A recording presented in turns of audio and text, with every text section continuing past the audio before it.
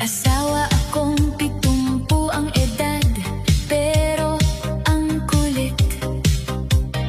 Puso daw niya 20, katawan lang ang kupit. Gabi-gabi may drama, gusto daw maka-score. Si Manoy Junior niya tulog na, naka-off. Sabi ko